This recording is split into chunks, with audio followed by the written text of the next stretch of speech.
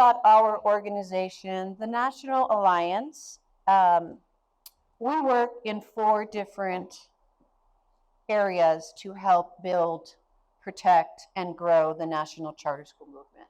And what we do is really just a reflection of what states around the country do to help build, grow, and protect the charter school movement.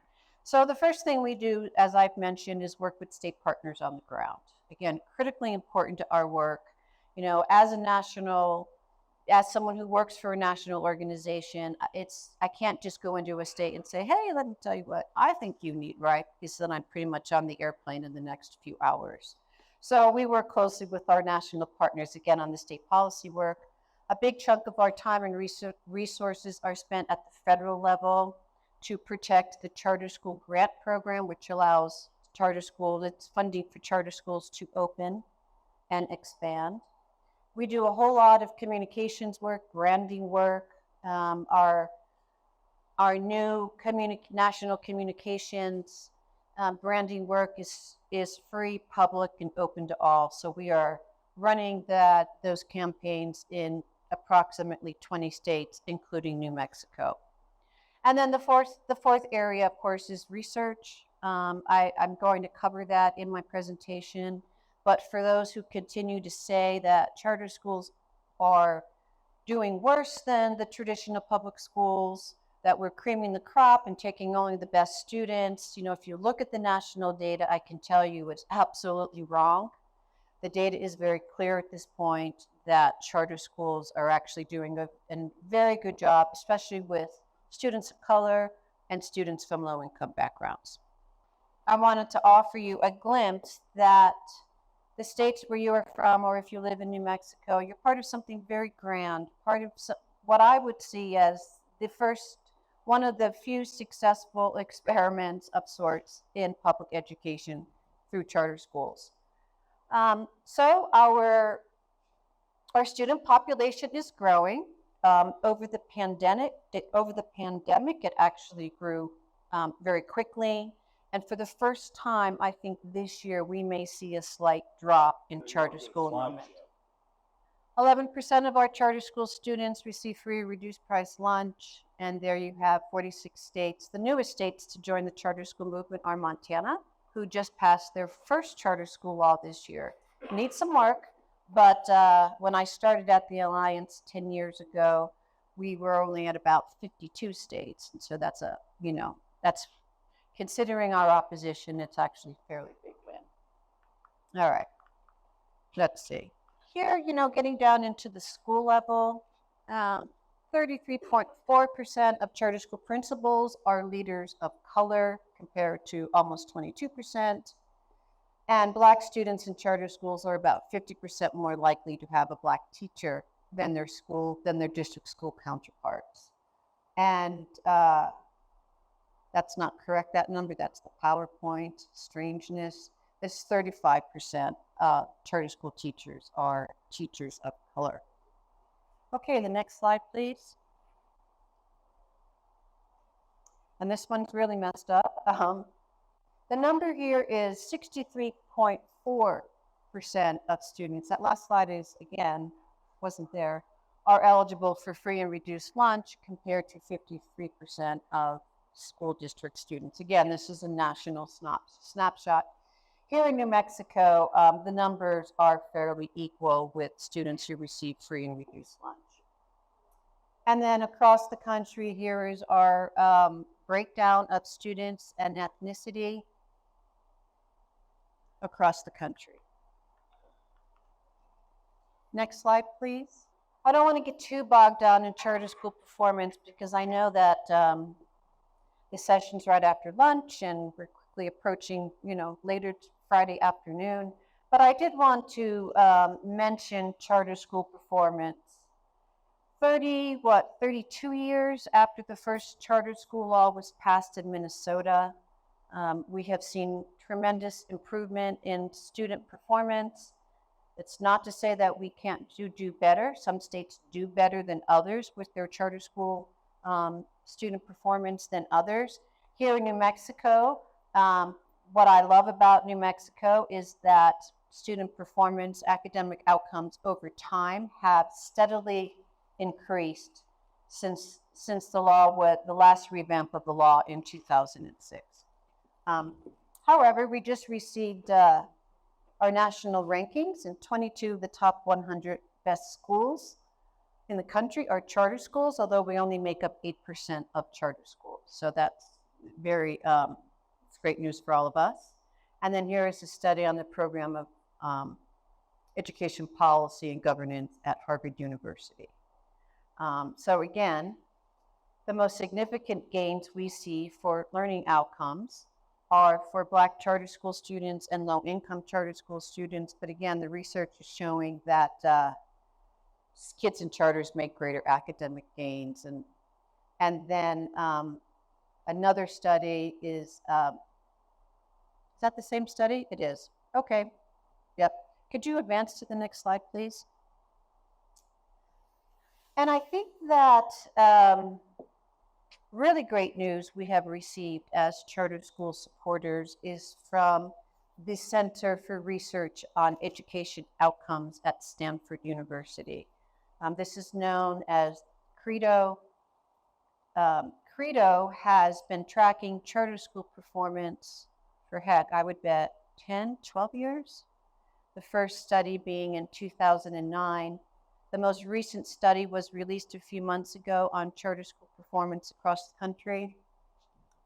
And what we see is that on average, kids in charter schools had 16 more days of learning and growth than students in traditional district schools. Math, as you can see, remains, well, we need a lot of improvement there. 6 days is great, could be better. But there's several policy considerations from these three studies, which I won't go into now. But what we have learned through these studies is that performance in charter schools improves over time. The longer a charter school remains open, the greater the performance, the academic outcomes. And as I started my presentation with, the quality of the law, meaning is it a law that grants a lot of autonomy and flexibility to charter schools? In exchange, are there expectations for strong student performance outcomes? So authorizing is a really big piece of the strong charter school movement. Here in New Mexico, we have two authorizers. We have the Public Education Commission and local school districts. Authorizing here, in my opinion, has certainly improved over the years. I think that there's still room for improvement. And I know that the Public Education Commission is working with an outside organization to bring up to date and streamline their processes for authorization. So that is very good news. Next slide, please.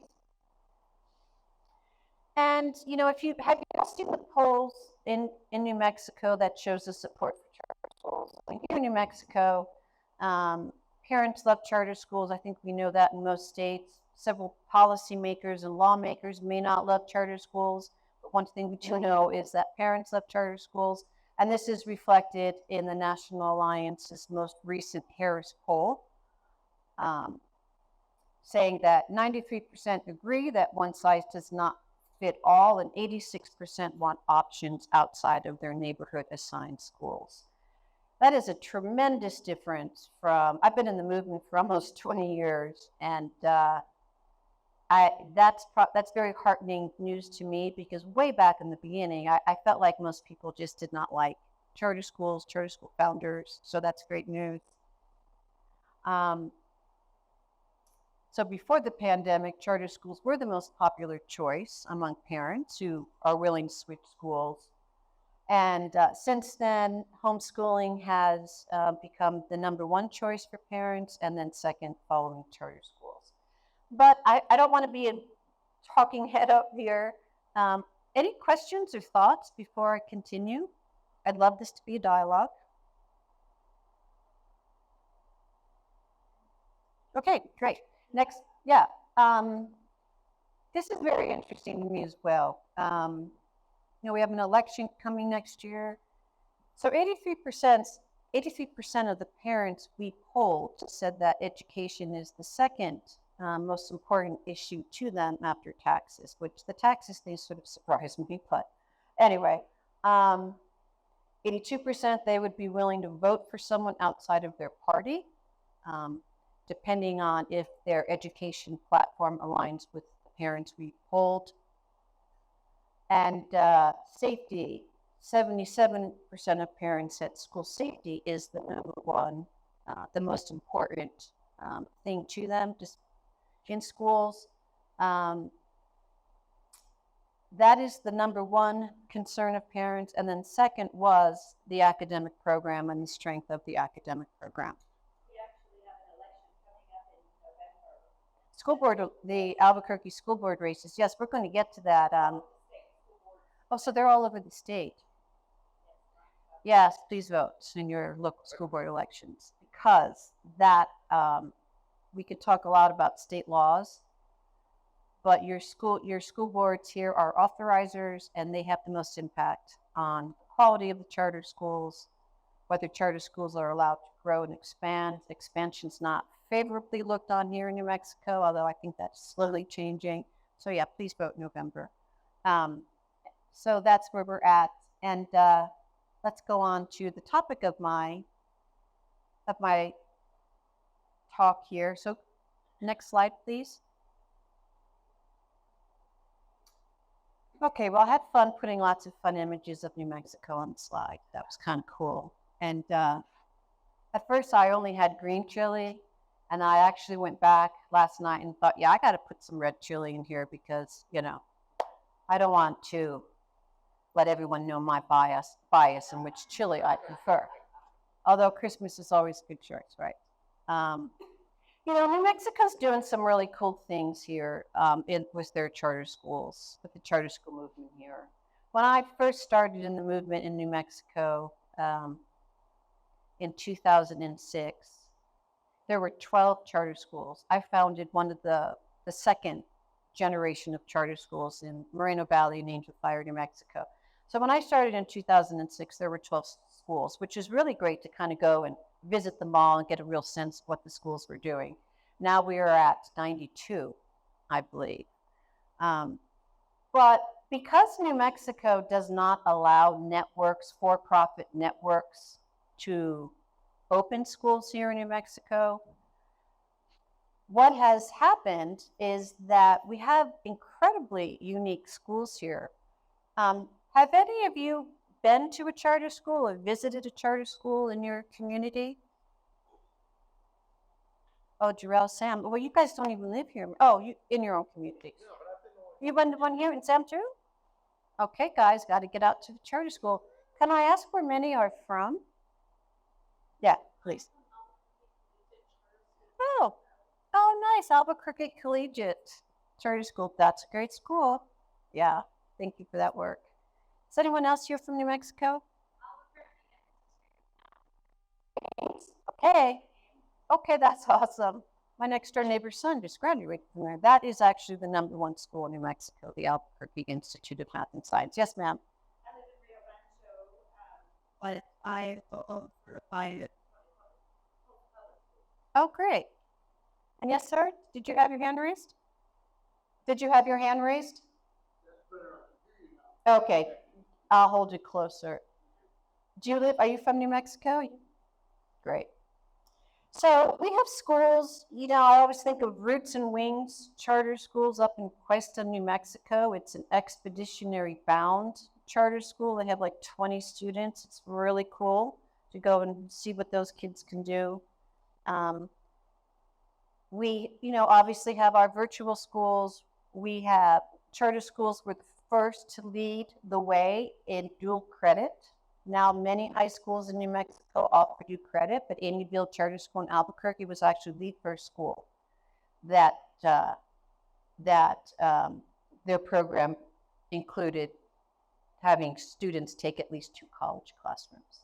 The school I started in Angel Fire, we are a PAIDEIA school, which is based on the St. John's College model. And it's also a nationally certified STEM school, so we sort of went to 2 ends of the spectrum. But schools here I have found are very connected to their communities because we don't allow, I'm agnostic as to what kind of school it opens and serves children, but because we don't allow for network for-profit schools, CMOs, again, our schools are very much rooted in the flavor and the vibe of sorts of New Mexico. Here in our state, just working in, I've probably visited 38 to 40 states with charter schools. The coalition of supporters here, the local folks on the ground, fighting it out in Santa Fe, working with their authorizers, you know, clearing the way for charter schools to, I should say, protecting what charter schools have already. A very strong coalition here. And what is really interesting is that we have always had very strong business support for charter schools in New Mexico. And that is true for some coalition of partners in other states. But historically, since I was around in 2006, we have always had the business community squarely behind us, which is very beneficial when you're working with different committees in Santa Fe, right? You know, they say that, you know, it's mostly Republicans who support charter schools. Democrats tend to oppose them. And I think that's a very simplistic way of talking about policymaker support. I have found not only in New Mexico and many states that the divide is not as clear as is portrayed. Certainly in some states, it's right there down the middle. It's definitely a partisan issue. What I find so interesting, and I've always found so interesting here in New Mexico, is that our urban Democrats in Albuquerque, our vast majority are very supportive of charter schools. We have some rural legislators for lots of different reasons are some of our fiercest opponents. And so I feel like we buck the tradition, as we usually often do here in New Mexico. We buck that tradition of Democrats no, Republicans yes. And it's a strength because really the charter movement did start out as a bipartisan movement. And given some of what we've seen over the last few years, it has become more partisan. But again, here in New Mexico, it's really great to see that both sides of the aisle support. It's not to say we have resounding support, absolutely, I'm afraid either, though. It's a lot of work what our coalitions of partners do every year. I'll mention this, you know, the statewide Charter Support Association of Public Charter Schools of New Mexico. It's recognized as one of our stronger support organizations around the country. They work very closely with Sam's Group and, you know, national partners. They have a lot of regional partners, incredibly effective group of people. And there's probably just 6. They've done tremendous things over the last few years. I talked about improved academic performance. I'll say a few words about unionized charter schools. This is a real issue in some cities, for example, Chicago, LA. Which other ones am I missing? New Jersey. We certainly do have a few unionized charter schools here in New Mexico. I believe it's under 5. I think there's a lot of reasons for that. One, our schools tend to be small. They're smaller schools. I think the largest charter school in New Mexico is upwards of 600 or 700 students, but that is considered very large for us here. And I think having to go to a charter school that employs 10 people and another charter schools that perhaps has 12 teachers, I'm not sure they feel it's worth resources. So few of our schools are unionized where it is a real issue in some states, as I said. The interesting thing about this as well is that teachers' unions tend to go after the very high-performing schools. You would almost think opposite, that they would want to, that their low-hanging fruit are the ones who are poor performing, have administrative issues, operational issues, but we find that's not the case. They're actually trying to unionize the high flyers, the very best charter schools. So some states, some state associations, it's most of their legislative platform is protecting the autonomy and flexibility of charter schools. And then I mentioned the strong relationships that New Mexico has, not only across the state, but within the region, and then, of course, nationally. Any questions or thoughts?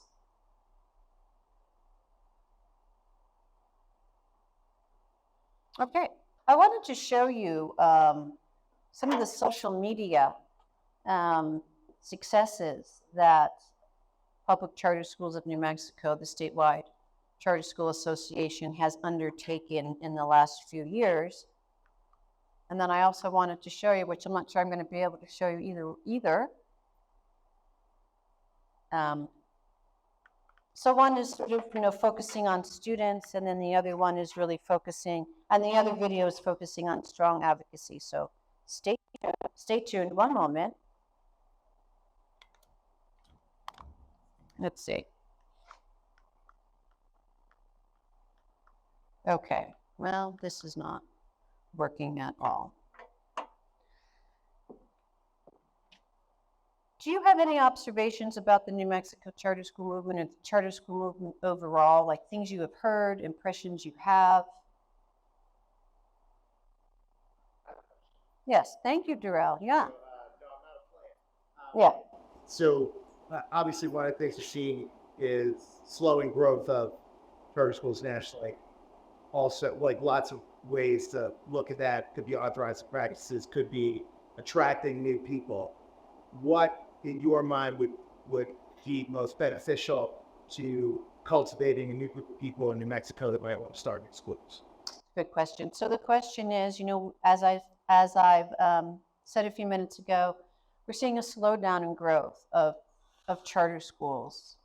And Darrell had mentioned there's a lot of different reasons for that, slower growth that we have seen that we are seeing now for the first time in many, many years. So the question is, what can New Mexico do to cultivate a new generation of educational entrepreneurs to start charter schools?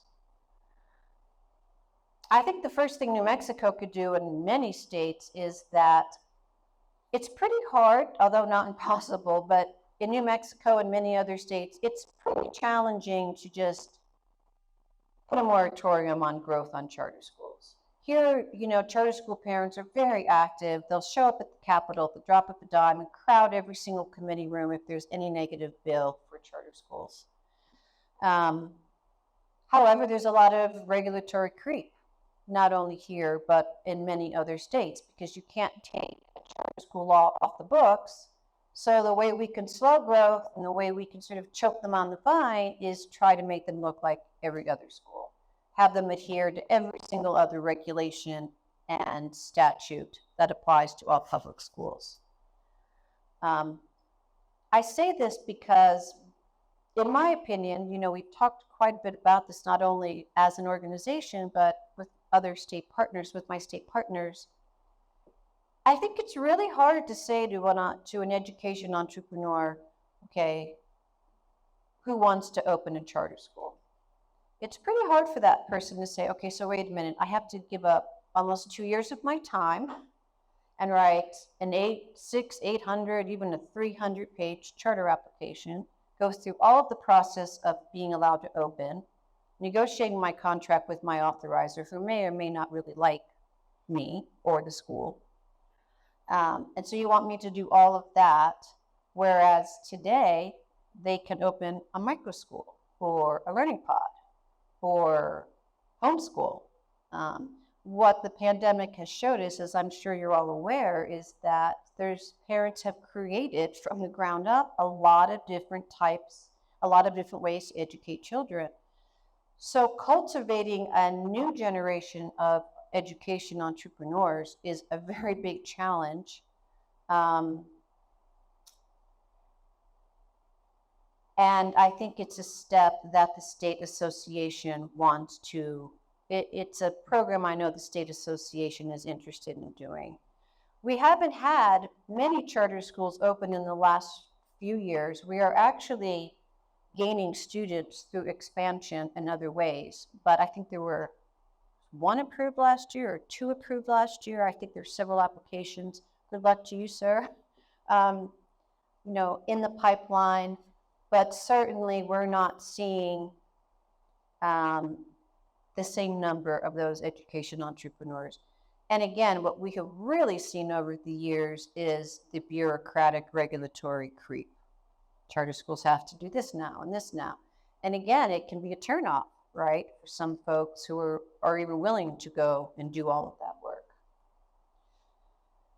It'll be interesting to see how it plays out, right, in the next few years, if this slowing down of growth occurs next year and years after. Yeah, please. University acceptances, how has that been affected by charter schools? So the question is, how have university acceptances, how has that affected charter schools? I don't think enough charter schools are tracking that data. I know networks of schools are tracking the data of not only college entrance or workforce entrance or joining the military, but then how do they stay? Do they graduate? How long do they stay in that profession?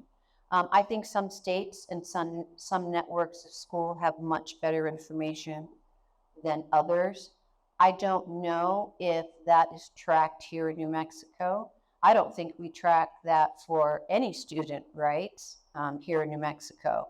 We count the graduation rate, but then what happens after that, we don't know. So I certainly think that more schools could do more with that.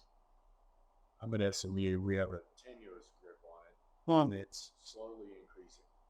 So this gentleman is from SMU and saying that they have a tenuous grip on what charter schools their students are doing after graduation, but sort of it's better, right? You're showing the data is starting. We could do better. You're absolutely right about that. We could do better because I think it's a weakness we face, right? When we're at state capitals and saying, well, what is the impact of charter schools? And are more kids enrolling in 2 or 4 year colleges? Are more kids, enrolling in the trades? My guess is that if it were negative, your opponents would be tracking it hell. That's a really good point. So he said his guess is if it were negative, our opponents would throw that at us too, because they certainly throw a whole lot of other things at us, right? That's a really good point.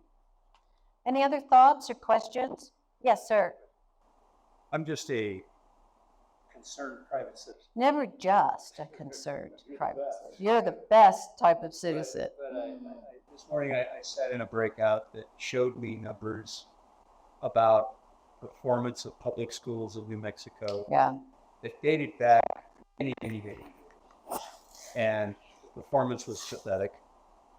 And it couldn't be blamed easily on pandemic because it predates pandemic for several years. It couldn't be blamed on lack of funds because they showed me charts of how much generous funding public education is. 3/4 of our state budget goes to education. And then I come to this breakout and I hear there is an opposition.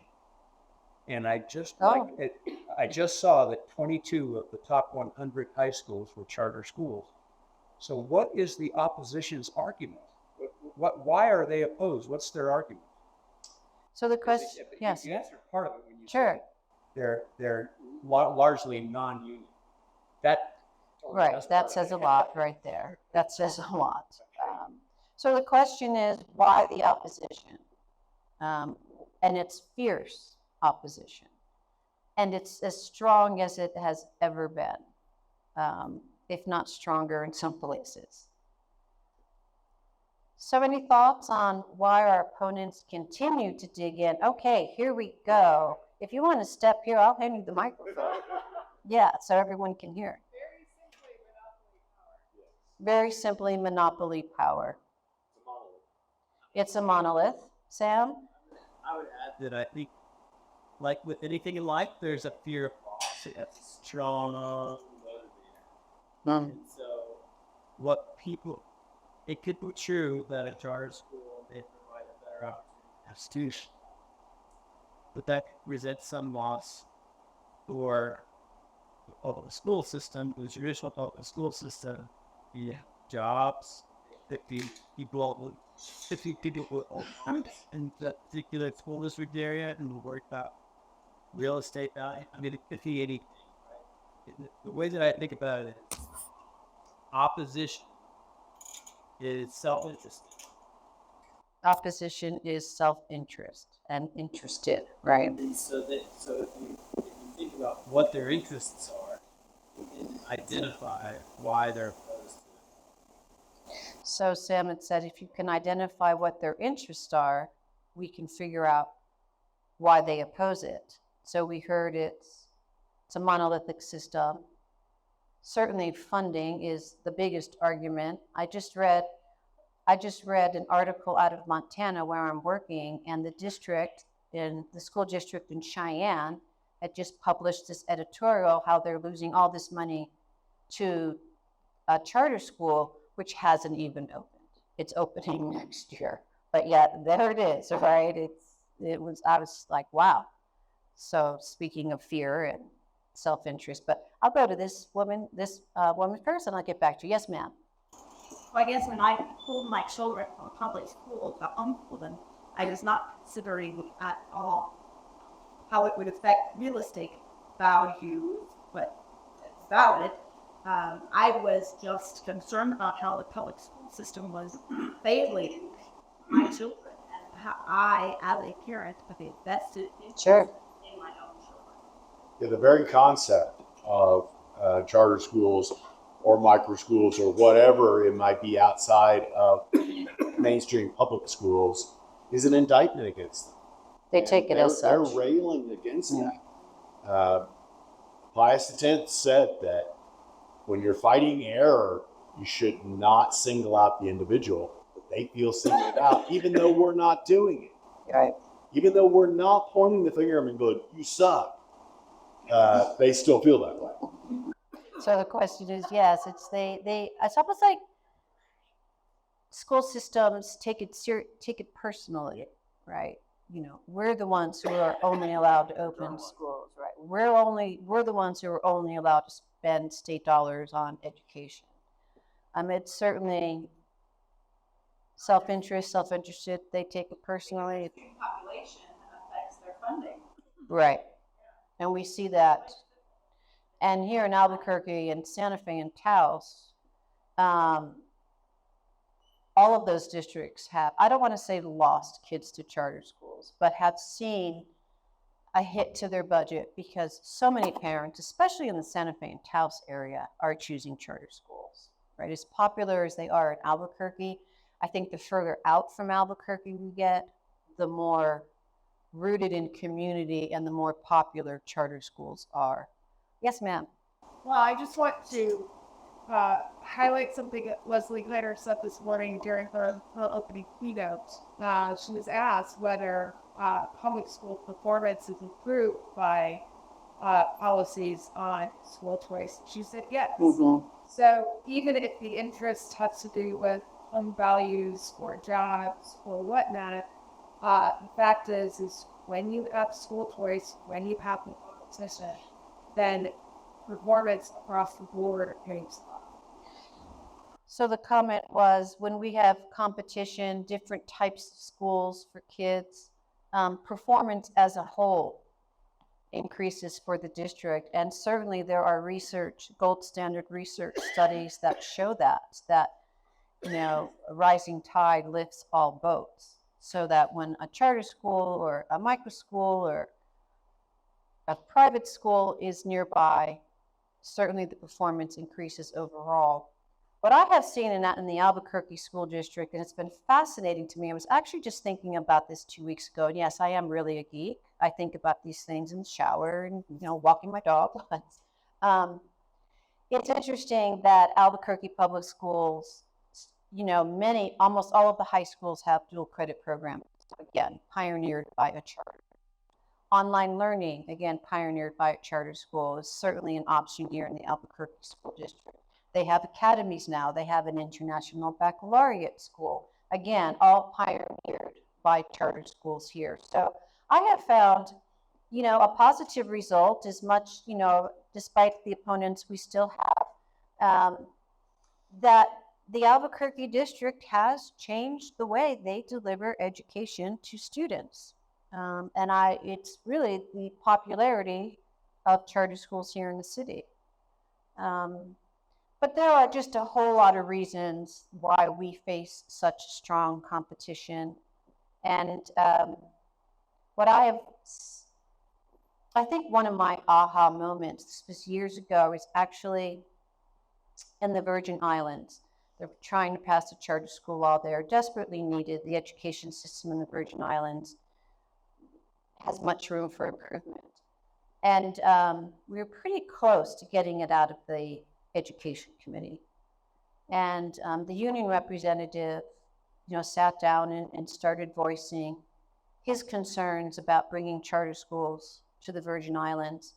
And it was literally what I had heard in New Jersey, Missouri, Indiana, New Mexico, California, on and on and on. It was the exact same argument. And I really thought, wow, I could just close my eyes and be in any number of state capitals right now hearing, and this was probably 7 years ago.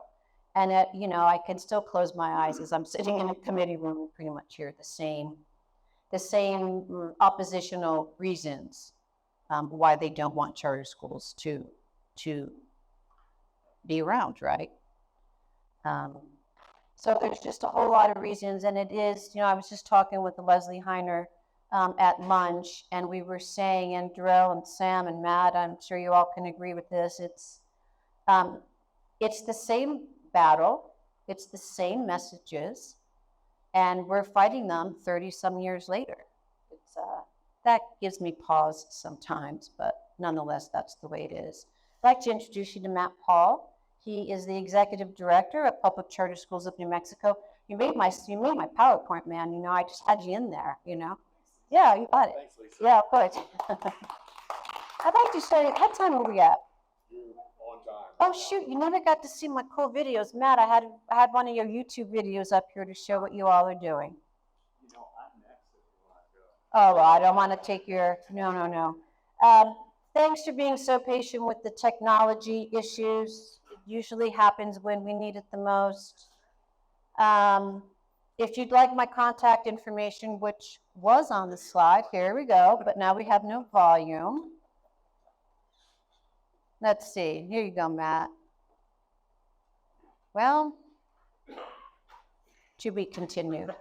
Thanks, everyone. I appreciate your attention and participation. Thank you. Yes, thank you very much.